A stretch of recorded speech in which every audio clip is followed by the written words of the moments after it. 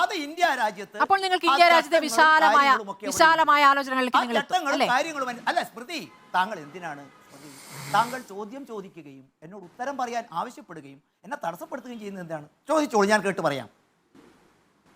ചോദിച്ചോളൂ, എന്താണ് നിങ്ങൾക്ക് വ്യക്തമാക്കേണ്ടത്? പറഞ്ഞോളൂ. അല്ല, ഞാൻ പറഞ്ഞല്ലോ, ഭാരതീയ ജനതാ പാർട്ടി എവിടെയെങ്കിലും ഗോഡ്സെയെ അംഗീകരിച്ചിട്ടുണ്ടോ? ഈ വാദഗതിയെ BJP ന്യായീകരിച്ചിട്ടുണ്ടോ? അവർക്ക് അങ്ങനെ വിശ്വസിക്കാനുള്ള അവകാശം ഉണ്ടാകാം. അത് രാജ്യവിരുദ്ധമാണ്, അതിൽ നടപടിയെടുക്കേണ്ടത് ഭാരതത്തിലെ സംഹിതകളല്ലേ? നോക്കൂ, നമ്മൾ NIT ചർച്ച ചെയ്യാൻ നിങ്ങൾ താല്പര്യമുണ്ടോ? അതിന്റെ പശ്ചാത്തലത്തിൽ രാജ്യവിരുദ്ധമല്ലേ? ഏതാ അത് രാജ്യവിരുദ്ധമായ പ്രതികരണമല്ലേ? രാജ്യവിരുദ്ധമാണോ എന്ന് ചോദിച്ചാൽ ഇന്ത്യൻ കോടതി അതിന് കൃത്യമായ ശിക്ഷ വിധിച്ചതാണ്. ഇനി അതിനകത്ത് ഞാൻ എന്തിനാ വ്യാഖ്യാനിക്കുന്നത്? ഭാരതത്തിന്റെ പരമോന്നത നീതിപീഠം തന്നെ വ്യാഖ്യാനിച്ചതും അതിന് കുറ്റവാളികളെ ശിക്ഷ വിധിച്ചതുമാണ്. ഇനി എന്തിനാ സ്മൃതി ഞാനും നിങ്ങളും അതിനെ വിരുദ്ധമായി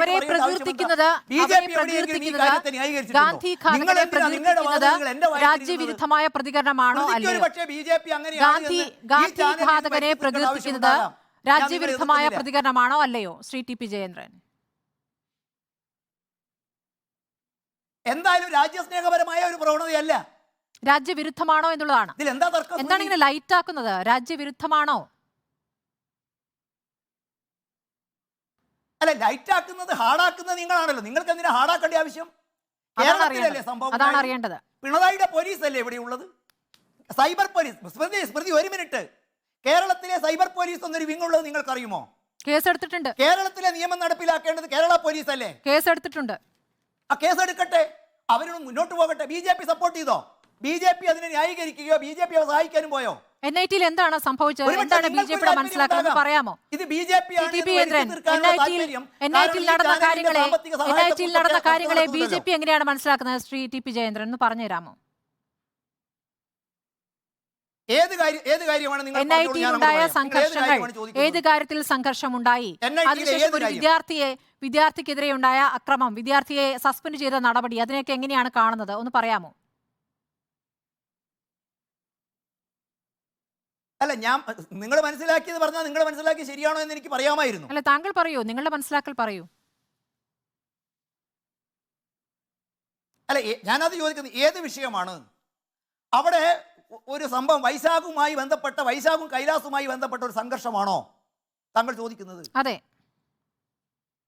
ക്യാമ്പസിനടുത്ത് നടന്ന ആ സംഭവമാണോ? അതെ. ആണെങ്കിൽ എന്റെ അടുത്ത ചോദ്യം, വൈശാഖിനെയും കൈലാഷിനെയും തിരിച്ചും ആക്രമിക്കപ്പെട്ടു എന്നുള്ളതാണ് കേസ്. കഴിഞ്ഞ 24-ാം തീയതിയാണ് സംഭവം നടന്നത്. എന്തേ അടി കിട്ടിയെന്ന് പറയുന്ന വൈശാഖൻ കുന്നമംഗലം പോലീസ് സ്റ്റേഷനിൽ ഒരു പരാതി കൊടുത്തില്ല. കൈലാഷാണല്ലോ പരാതി കൊടുത്തത്. 24-ന് പരാതി കൊടുത്തല്ലോ. എന്തേ പിണറായി വിജയന്റെ പോലീസ് കേസെടുത്തില്ല? അവസാനം ന്യായമില്ലെന്ന് മനസ്സിലാക്കിയിട്ടാണോ അത് സംഭവിച്ചത്?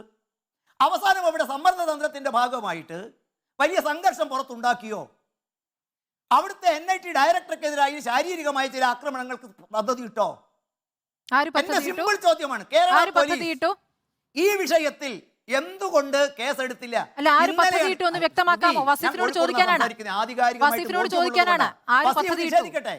ഇന്നലെ എന്താ? അല്ല, ഒറ്റ ചോദ്യം, ഇതും കൂടെ ചോദിക്കൂ. 24-ാം തീയതി കൊടുത്ത പരാതി ഇന്നലെയാണ് FIR ഇട്ടത്. എന്താ കാലതാമസം ഉണ്ടായത്? പറയട്ടെ, ബാക്കി ഞാൻ എന്നിട്ട് പറയാം.